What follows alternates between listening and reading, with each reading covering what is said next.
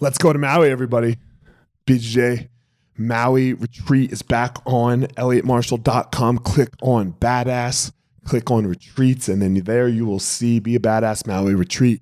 Let's go. 3 days of jiu-jitsu, 3 days of amazing food and aloha culture, and hanging out with other like-minded men doing badass shit in Maui. You want more information? Go to the website, elliottmarshall.com. Click on Be a Badass. Click on Retreats. You will find it there. What's up, guys? This is former UFC fighter Elliott Marshall, and you are listening to The Blueprint. I believe that there's a blueprint of how the most successful people structure their lives. They don't all do it the same.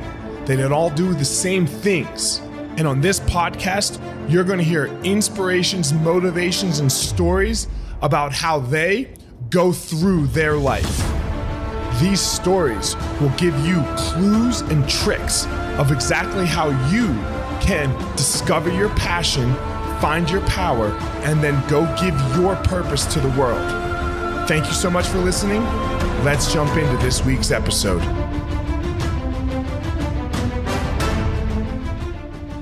This episode of the podcast is with one of my favorite people in the whole world, Meagan O'Nan. Meagan and I became friends, 2 years ago. And Meagan is a gay woman who is married with a daughter and has just recently wrote her book, Held and Free, about her coming out story. And we go through a little bit of this story on the podcast. You will hear the ups and downs, the struggles, the spiritual struggles, the personal struggles. It's a really great story. I love Meagan. So here we go, Meagan O'Nan.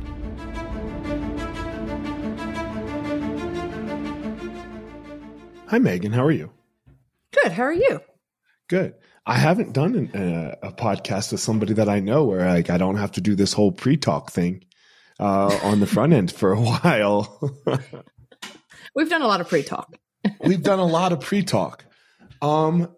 First of all, tell everyone a little about you and what it is you do, because I love you, right? You're one of my favorite people in the whole world. So, who are you, Meagan? Who am I? Oh my gosh. Yeah. I'm a mom. I'm a wife to a wife. I love saying that. I live in Mississippi. I'm from Mississippi. I'm really proud of that.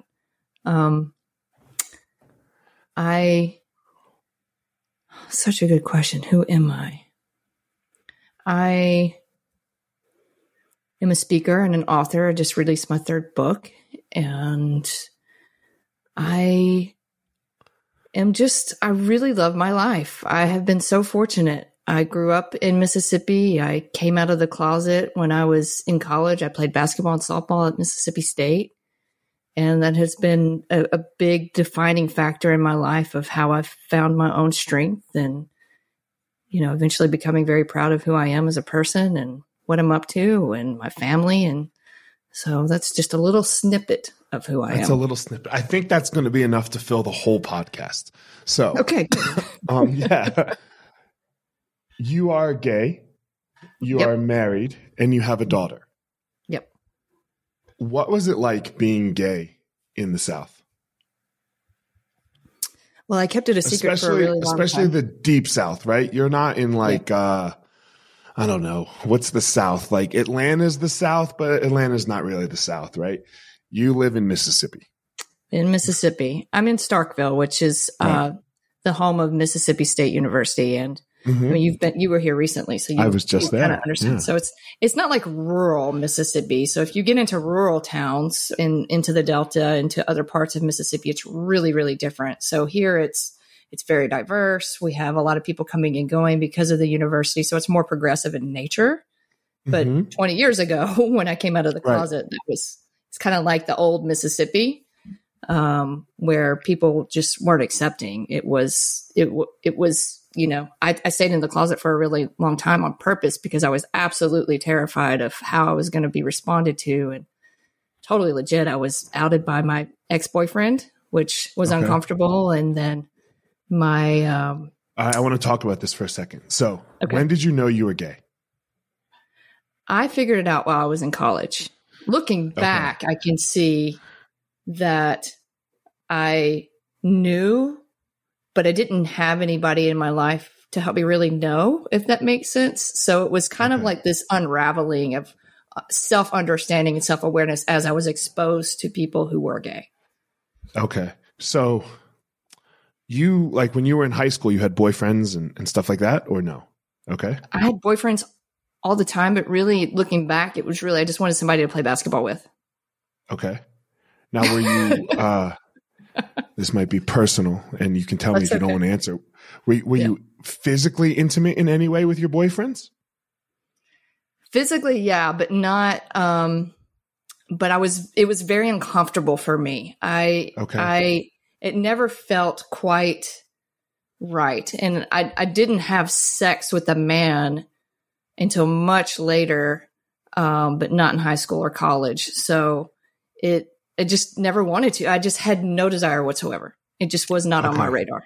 I remember sitting down with my mom at some point, and she's like, I had this really serious boyfriend, and she's like, Meagan, we need to talk about sex. I'm like, no, we really don't, Mom. I'm really not interested. I'm like a senior in high school. I'm like, you really don't have anything to worry about. She's like, but we need to talk about it. I'm like, no, we really don't. So. And you and I have never talked about this before, and I've always been very interested about what the younger gay experience is like. And I think I've told you this, you're my first like really, really close gay friend where I feel like I could ask any question to. So these are things that I've always just like wondered about people, about gay people, like, because I like, we, as a heterosexual, I've like, as soon as I knew what it was for, I was like, I want to use it. Let's go, So I just didn't know no girls liked me. That was my problem. So. But okay, so you are having relationships with boys. What was it? What do you think it was like from their perspective? Because you were so uninterested in that way. Oh, I'm sure it was really hard for them. Okay. I mean, I think that's why a lot of relationships ended. So, I mean, I had a new boyfriend every year, and I mean, it makes sense to me. I just was not interested in that part of it. Always had a ton of guy friends. So I relate to guys, and I grew up with brothers. So I relate to guys in more ways than girls, I think. So It was easier friendship for me. So it made sense that I wanted a close friendship with the guy, but obviously they wanted more. So would you ever say you loved these guys? Oh, I loved who they were. Yeah. I don't think I was in love. I think I love them as people and as friends, and I was very dedicated and loyal to them. So then college comes and you start to figure this out. Yeah. What did you start to figure out? Well, I had roommates who were so I played basketball in Mississippi State. And then when I finished my career with that, I went to graduate school and I was able to switch sports. And then I played softball at Mississippi State. And it was during that time I had roommates who were on the softball team who were openly gay. And it just started to click, and I ended up kissing one of my roommates, and I was like, whoa, this makes sense. And it was so euphoric and so terrifying. We ended up getting into a relationship, and I hid that relationship for a year before my ex-boyfriend found out and was really mad and decided to out me. But it was an excruciating year, but it was also a year of like really figuring out who I was and trying to find a way to be okay with it before everybody knew. So it gave me a little bit of time to at least breathe in and figure out who I was. Can you explain more? Like when you say figure out who you were, like what was that figuring out process? What were the ups and downs of it? What were the good and the bad? Because there's got to be some bad of it, right? Yeah, and there's got to be some really good of it too, all in one. What was that experience like?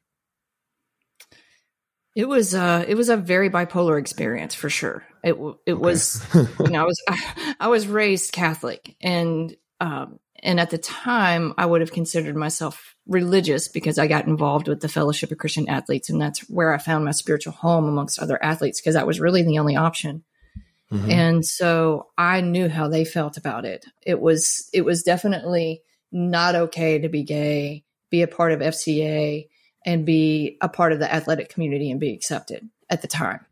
No one talked about it. You weren't supposed to talk about it. And so I knew that was already true just because I'd had gay teammates in the past. I'd seen how they've been treated. And so I was absolutely terrified of what that meant for me spiritually. And so that was the really, really rough part for me, was just, I sat in my room a lot and just journaled about my spirituality and really trying to figure out where I was going to fit in, because I didn't have a big context for other ways of thinking at the time until I left Mississippi. And then there was the other part of me that had this new girlfriend, this new relationship, this thing that really made sense to me. And I felt like myself for the first time in a relationship. And so it was very euphoric and exciting. And actually, I had an incredible year playing softball that year. And so my performance on the field, my performance in school, I had a 4.0. Like, I was doing really well on that side of things, but I was really suffering deep down spiritually and questioning how that was going to work for me going forward. And at what point through this year did your ex-boyfriend out you? So it was almost exactly a year later. Okay. And how I knew he outed me was I started getting phone calls from everyone from the Fellowship of Christian Athletes, especially the leadership there. They were wanting to meet me at the chapel on campus and have these conversations about why I was going to go to hell and that I was sinning. And they wanted to pray the gay out. Yeah, they wanted to pray the gay out, and then, being questioned by my community about, hey, do you still know who God is? And then the most common phrase that I heard from people, especially people that I would have said were my friends, were, Meagan, I love you, but I completely disagree with your lifestyle. And so it was just a constant knocking on who I was, and then coming out to my family was really, really tough. And so I didn't have a positive experience anywhere. I can imagine. No one was excited. I don't know why. Yeah. The pray the gay out didn't work? It did not. They thought it worked, because there was this one time where they prayed, some of them prayed with me.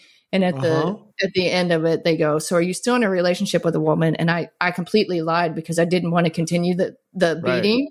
And I said no. And then it was like, oh, they were so relieved. And they gave me this big hug, and they moved on. And then, so I gave them hope. Like, great. Okay. I'm going to go back to my girlfriend now. Yeah. Peace. I can't believe people think that shit works. Oh, they do. I know they do. I can't believe they think it works. Like, it's beyond me. It's who you are attracted to is who you're attracted to. You can't switch that. Like, I've never, you can be attracted to both, right? Like, right. But it's not like, oh, one day it's this, and then the next day, oh, nope. I've never seen it work. Yeah. Yeah. No. So I know. Yeah, it's a very interesting idea. What was it like when you came out to your parents? Oh, my mom just cried and cried and cried and cried and cried. She was in total disbelief. She was not mad. She was terrified. She just looked totally scared, speechless. I told her first, because her and I were close. I was always very close to my mom, and still am. But yeah, that was a really rough moment for her and I, because being vulnerable, I knew I needed to tell them, because people were finding out, and I didn't want them to find out from other people. Small town, small community. Word was going to travel pretty quickly. How long was it, between this, like, your boyfriend doing it, you with this, the leaders of the Christian athletes are coming to you, and then you have to tell your parents? What was that timeline like? It was all on the same day. It was a really long day. Oh, God. Oh, my Lord. It was a really long day. I knew it was going to come to my parents really fast. Okay. Because my parents, they would host Wednesday night dinners for all the athletes from FCA, and it was just a matter of time. And so I knew that I wanted to be the one to say it. Right. And so I told my mom first. mom's first. She calls my dad. He comes home. He sits down on the couch, crosses his legs. You've met my dad, so you can picture this. He crossed his legs when we ate dinner. How's his knee doing, by the way? Is his knee okay? Yeah. Yes, he's doing great. Good. So he leans back in the couch and he goes, Meagan, don't you think you're going to go to hell? And I was like, that's what he has to say. And I was like, no, Dad, I don't believe in hell. So I had processed spiritually what I believed in over the course of that year. Shit. Okay. And hold on. I got to stop you. Where did your spirituality change then? We'll come back to your dad in a second. I had gotten to a place where grew up Catholic, got into FCA, which is a little bit more Baptist in nature. But through the course of the year, I had processed enough through my own writing of what I really believed about God. And I believed God was loving and accepting and that I was worthy of God's love, right? So I knew that in my head. I didn't yet feel worthy of God's love, but I knew it. So I just at that point did not believe in hell because of the condemnation I was receiving and other gay people were receiving about everyone telling them they're going to go to hell. I just could not wrap my head around that concept being true. So I'd already made that okay for me that that's something I didn't believe in. Did you believe in heaven still? Do I now or did I then? Did you then? I don't think I knew. I wasn't sure what I believed about that. I believed in, something positive after death, but I didn't have a clear picture of what that was. But not you were not believing in this traditional heaven where we go like the religions tell us. Okay. Everything was shifting for me. Okay. And that was just based, I hadn't read any special books that was just based on my own processing. Got it. No counseling, no nothing. So your dad sits down, Meagan, aren't you scared of going to hell? And your response? I don't believe in hell. Okay. And that he probably was didn't really a little sit bit well shocked. Either. Yeah. So he's got a gay daughter that has disowned all of the teachings that he's raised you in almost. Yes. Yeah. Okay.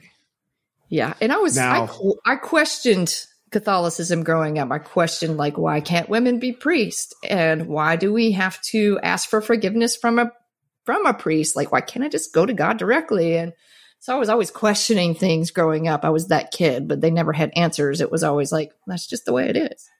Mm-hmm. They still don't have answers. Sorry.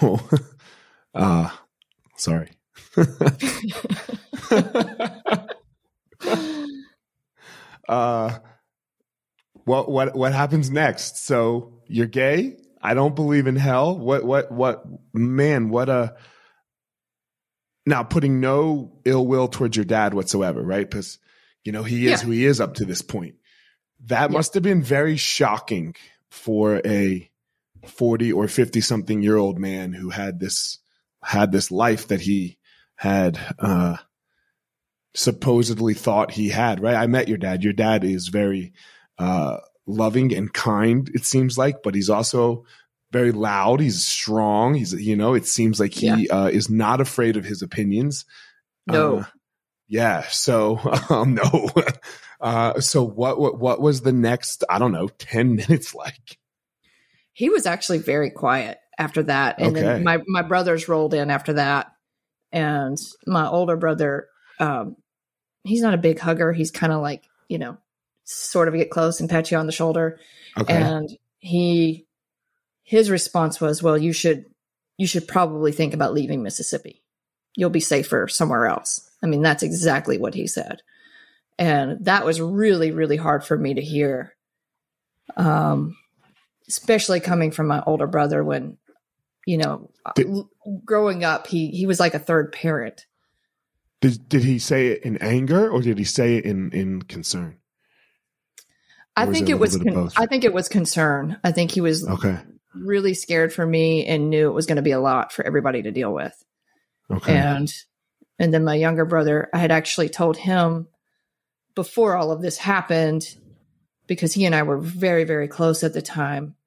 and he was dating one of my best friends. So I told him before this, so he already knew, but had kept it a total secret. And so he came in and he just gave me a hug, and there was, he was kind of like my comfort. Cause he was very accepting. He was shocked when I told him, but he was very accepting and loving. So I think if you don't know, it's kind of shocking, maybe. Like, we have a neighbor next door who's gay. He's a teenage boy. And before there was any, like, before anybody is sexual whatsoever, his mom used to be like, if we die and you guys take him, please just love my gay son. Right. So we have known that this boy was gay since the beginning. Right.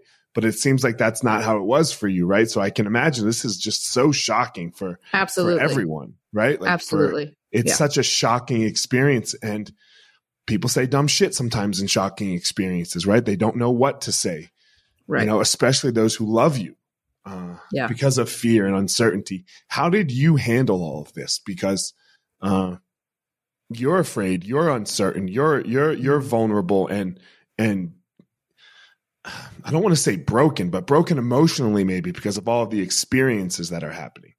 How did you handle all of this? Yeah, how did you handle all of this vomit that might have been coming your way? I mean, they say vulnerability hangover is a thing. I think that was definitely true for me. At the time, I felt very exposed and I felt very raw. And I didn't really have anybody to just lean on because everybody else was having their process too. So it wasn't like I could just go to my mom and cry on her shoulder because she was struggling with how she was feeling. And the same was true for my dad. They ended up going to therapy. I ended up getting into therapy, which was really awesome for me. I would sit on the therapist's couch and basically cry for an hour. And so I was beginning to really process the truth of everything and how I had been treated and how people were responding to me, and just dealing with all of it was so much. And your words were perfect. I think at the time, especially that year that before I left Mississippi after I came out, I felt totally broken and uncertain about my future, and like I felt like I stuck out like a sore thumb and that I didn't fit in anywhere. And so I just felt very alone during that year before I left. And then you left. You left, were you on good terms or bad terms with your family? We were on decent terms. I mean, I think everybody did the best they could do, at that point. And we were all trying, and everyone was making an effort, especially my parents. They were really trying hard to work through it. And my dad actually worked through it a lot faster than my mom. He came around a lot. I ended up talking to him more, and we ended up getting closer while my mom was working through her process, because she pictured grandkids and she pictured me marrying a man, and her dream for herself was to be a mom and a grandmother for her life. And so I, at the time, crushed her dreams because she didn't realize that could still be possible for me. Right. So it was really hard for her. Where'd you go when you left? I went to Florida State in Tallahassee, and I decided to get a second graduate degree because I didn't know what I wanted to do with my life. And I ended up playing rugby that year, breaking many bones. But I was able to be myself from the get-go there, which was really freeing. And I started reading a lot of different books, spiritual books, different ways of thinking. And so it was nice to be outside of Mississippi where I could explore other ways of doing and thinking and other perspectives, and also begin my journey in a new place, being who I am and not having to, come out later. So that was very freeing, but also a very challenging year of trying to figure out who I was. Did you have relationships when you were there? I dated. I didn't have anything serious, but I did date. Yeah. And then, so you said you stayed there for a year, and then what? Stayed there for a year. I finished my degree, and then I got a job in Miami at the Miami Lighthouse for the Blind. And I worked there for a year. I ended up dating one of my professors from Florida State, and she moved down to Miami with me. So Okay. we ended up in Miami for a year, and then she got a job at UNC, Northern Colorado in Greeley, and I ended up following her and working for the state of Colorado. And then did you live in Greeley? Fort Collins for 3 years. Okay. So Fort Collins, good, better. Greeley, not so much as far as openness, maybe. Would you say what was Colorado like for you? Did you really find yourself here? Like step into who you were? What was that experience like? Yes, in every way. Spiritually, definitely. I found a center that was called the United Centers of Spiritual Living, and it just accepted all ways of thinking and being. And so there was meditation and Buddhism and some aspects of Christianity. And I mean, they brought in every kind of aspect of different ways of thinking about the world religiously and spiritually. And so that made sense to me. It's just taking what you can and what resonates with you. And so that was very. So you brought this up. You brought this up. You've brought spirituality up a lot here. So obviously, it's a major part of your life, right? You grew up Catholic and Fellowship of Christian Athletes. Yep. Leaving your faith. Where do you land now, Meagan? So obviously, it's important. Very, very few people go from spiritual to just goodbye. Right. Where do you land? Right now, currently? Yeah, currently. I don't really know. I just me either. And I'm okay with that. I think it's taken me a long time to be okay with it because, as human beings, we like to just label everything. And I just am at this point where it's just like, I really don't know. I know I love who I am. I know that I believe in something bigger than myself, and I trust that. And I feel very held by that and supported by that, whatever it is. And that's okay. I don't have to call it anything. I just need to stay connected to my heart and who I am and do what I feel is right every day. So that's where I'm at. I can't. I have a name for this. Let me hear this. It's called possibilianism. What? Is this an actual word, or did you make it up? Yeah, it's called, I heard it once. Possibilianism is this. Everything is possible, minus the bullshit that we've already been told. I love that. Yeah. So yes, it's like, and I believe something. I agree with you. There's something. It holds me in a way. I don't know what it is. I don't know if it cares about me or it's not going to, I'm not going to be able to pray away cancer. It's not going to do any of that. Right. There's no, it's not going to, if I pray hard enough, it's not going to heal. That is not what I say when it cares about me. But it holds you in a way. Yeah. And it's bigger than you, and you don't know quite how to explain it. Right. It's possible. Yes. But there's no man in the sky. Right. Yeah. I like to explain it too. And I put this in my book is I remember having what I told you earlier is questions as a kid about the bigness and the vastness of whatever, the universe and whatever it is. Mm-hmm. And going to my mom in the middle of the night and saying, Mom, what happens after time ends? I was almost going into that vast black hole of feeling what is that like? And I was probably 7 or 8 at the time. And she didn't know how to answer me. It's I don't know. But what she did do is she held me, right? And she held me until the fear passed. And that's how I kind of picture what my spirituality is just letting myself be held and letting myself go into whatever that vastness is when I need to, but also that knowing that I'll come out and that I am held in that in some way. And so she gave me context without knowing it until later in life of what I really think and believe is true. And now you're married to a woman who was married to a man and has children outside of your relationship, outside of y'all's relationship, right? Yeah. Yeah. What was that process like for you? And what was that kind of like for her and are you her first gay relationship? I am. Yeah. So what was that like for her? What was that like for the two of you? it was terrifying because she's 15 years older than me. That scared me to death because I was 26, 27. She's like 40 something. I'm like, oh my God, this is a 40-year-old. So that scared me, but I resonated. You like cougars, huh, Megan? Apparently. Yeah. And she had at the time, an 18-year-old. And I'm like, God, I'm closer to her daughter in age than to her. Right. So this is a lot. This is a lot for everyone. Yeah. Sure. I can't deal with this. But I mean, we resonated so much in the way we saw the world that it was just, we were such an easy fit because we're so different, our personalities are opposite, but when it comes down to the things that mean something to us, we see them the same way. And so it's easy to make decisions together.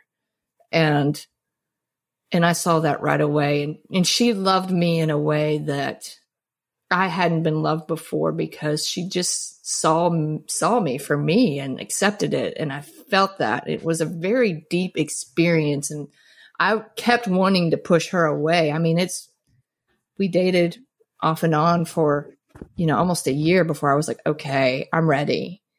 And so I almost pushed her away. How did she know she was gay, or how did she know she wanted to enter into a gay relationship after 40 years of not being gay? She was married, and then they had their daughter. They divorced after 5 years. Then she got into a really abusive relationship with another man. With a male.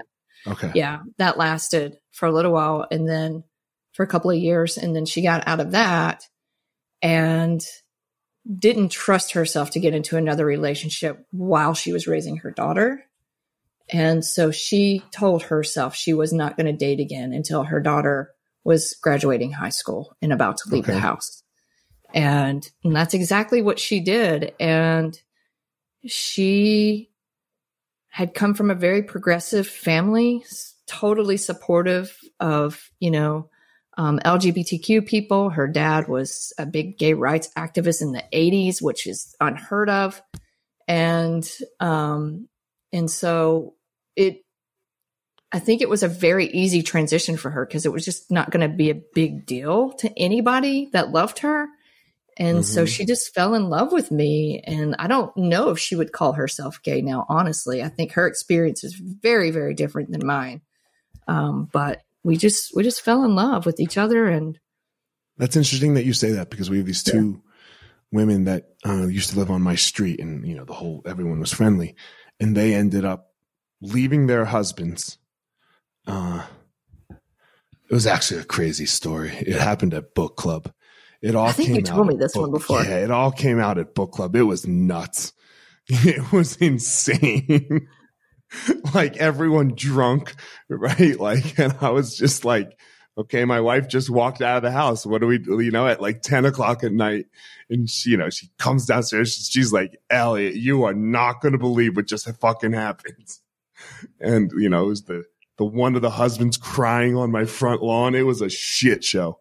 It was a shit show for like a year. Drama, 3 kids, both of them. Anyway, yeah. Oh God. That's religion rough. involved. It was rough. It was rough. I try to be nice to everyone, right? Like, I feel for the husbands, right? Like, what must that have been like, and obviously the moms can do whatever they want, like, obviously, but it was a shit show for a solid year. Like, I broke up a fight once. It was bad. So yeah, like, one of the husbands was coming, like, everyone was sitting in the cul-de-sac because we lived down this end of the street, and he was just on a walk. And then all of a sudden he just like gets so upset and starts to come towards the group. I was like, you don't want to do this. You don't want to do this. And I like grab him and take him on a walk. I'm like, this is not going to end well. Just walk with me. But anyway, the one mom says she's not gay. She's like, I love her. I'm not gay. Yeah. And that's interesting. It's interesting that Claire feels you don't know what Claire would say.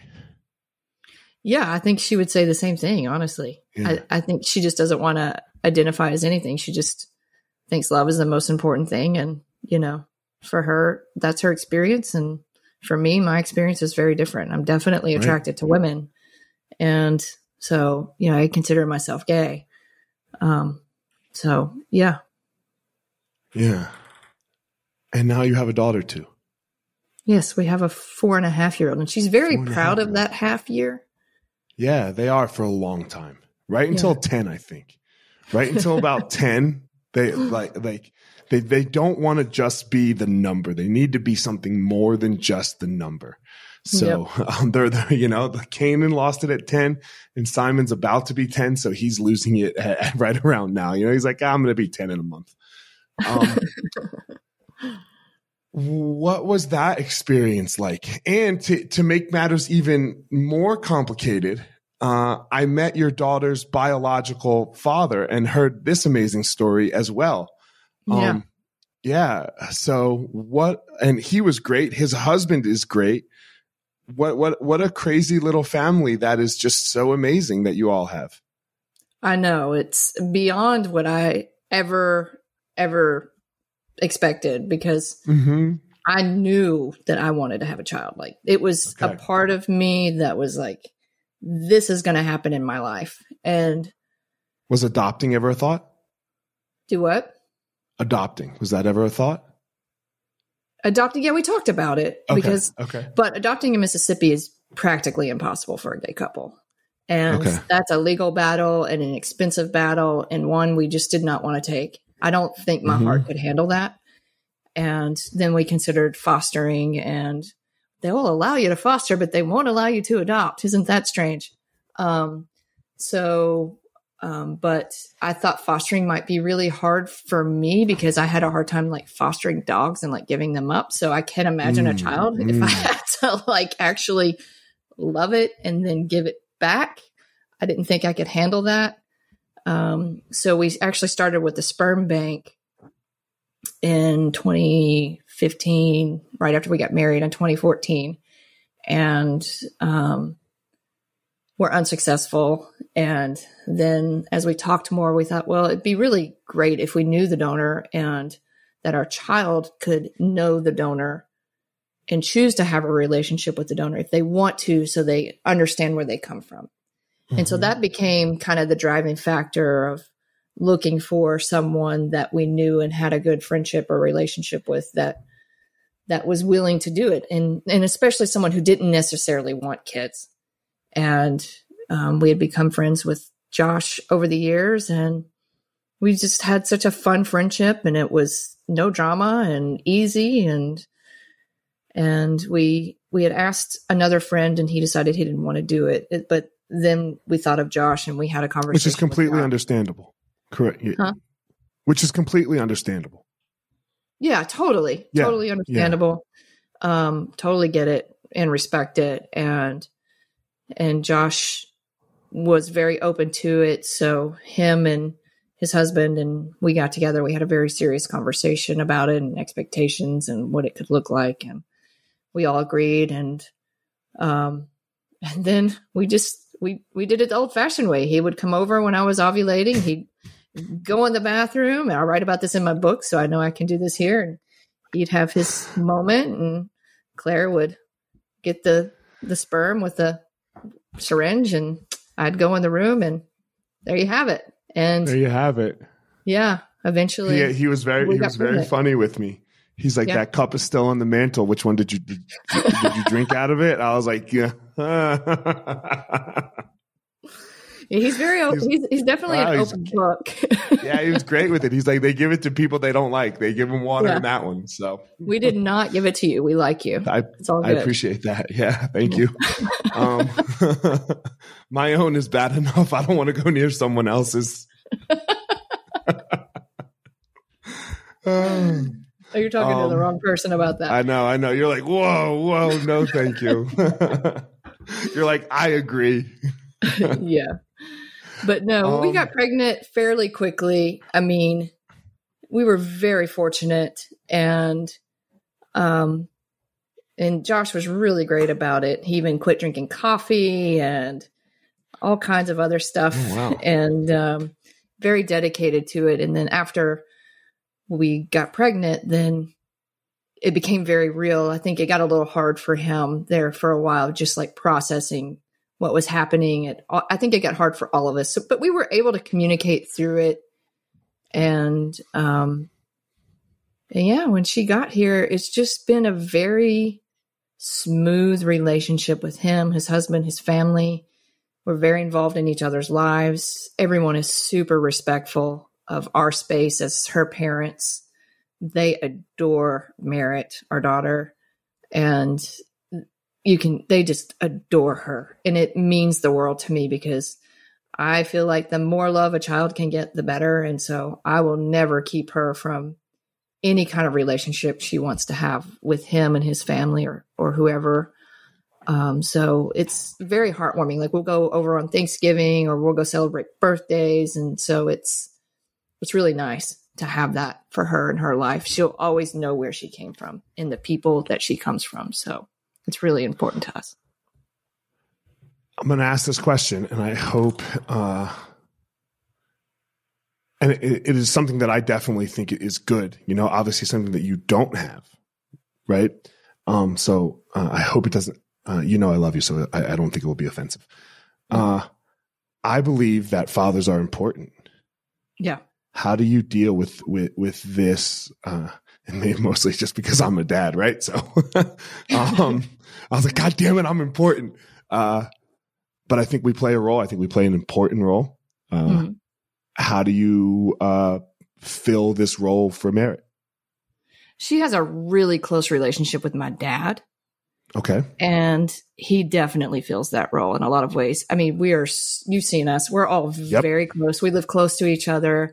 She adores him. He adores her. And so they're super close. And then my older brother's very involved and he's there for her and he adores her. And, as she grows up and she wants to call Josh dad or whatever, however she wants that to look and she needs him, he will be there for her. And she can have that. She can have it as much as she wants, as soon as she can understand what that means. Right. What that means. So, for sure. She's got, I agree. I mean, it's important for her to have different parental figures and grandparents. And so I want her to have all of it. Yeah, for sure. You have a book out, Held and Free. Yes. What was it like writing this book for you? It was really hard. It's the nitty-gritty of my story. It's a memoir and it's extremely vulnerable. It was really hard to write. It took me 2 years to get through the process. You've heard this before, but I was stuck on a couple of chapters for a few months and it made me go back to memories that I didn't realize were still so painful. And so I had to work through those to get through it and to pull out the details for the book.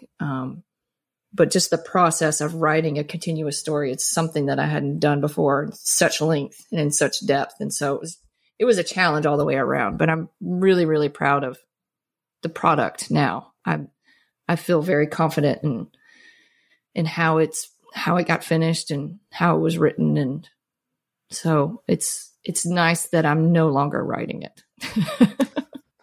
That's how I can remember feeling that way about my book. I was like, this fucking sucks.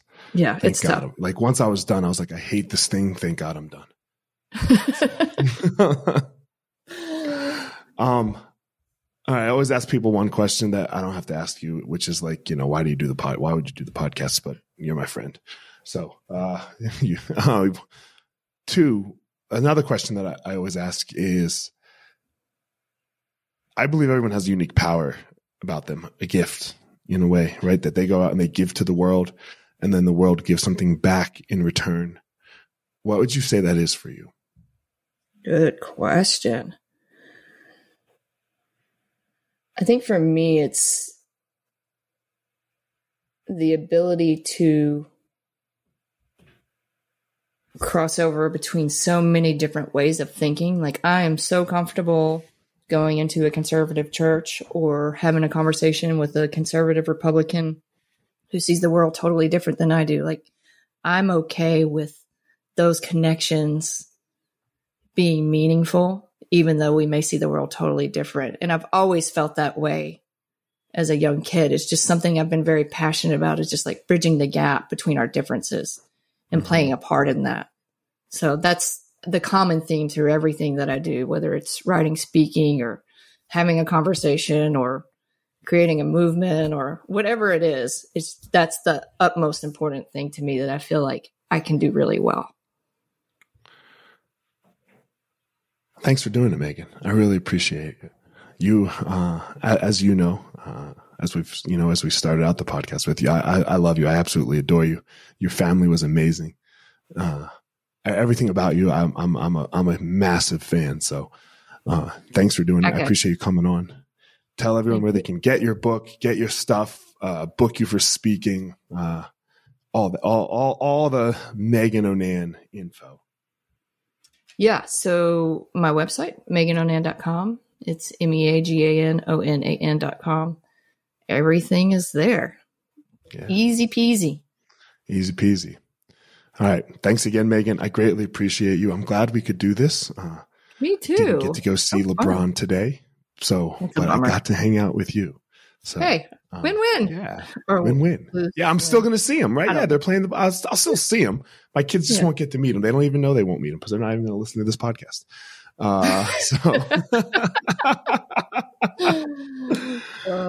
As always, everyone, first of all, I want to say this before we leave, before I do my normal outtake. If you are gay or different or in the closet in any way, please know that there's someone there for you. Please know that there are people exactly like you. Even if it doesn't seem like that in whatever small situation or large situation you may be in, there can be change for you, and there can be love and acceptance in the world. I know it can be hard. I know it can feel terrible at times while going through it, as Meagan described for her, but you can find it. I promise. I think Meagan promises as well that you can find it. So please go find it. It's out there. Amen. Yeah. Guys, as always, don't go out in the world and try to be Meagan. She has her unique gift and power that she gives out and gives to the world, and then the world gives so much back. Please don't try to be me. I can be absolutely awful, but I do have my own unique power as well that I go out and give to the world, and it gives so much back. What I plead and want for all of you is to go out there and find your own power. Thank you so much for listening to this week's episode. I hope you found something useful that you can take and implement into your life. Don't forget to head over to wherever you are listening to this podcast and leave a review. That would be greatly appreciated. Also, go follow me on social media at FireMarshal205 on Instagram. Leave a comment, anything that you would like there. And as always, if you think this would be useful for somebody else that you know for their life, send it their way. That would be greatly appreciated. That's it for this episode, guys. I hope you all have a great day, and you go step into that power so that you can give your purpose to the world.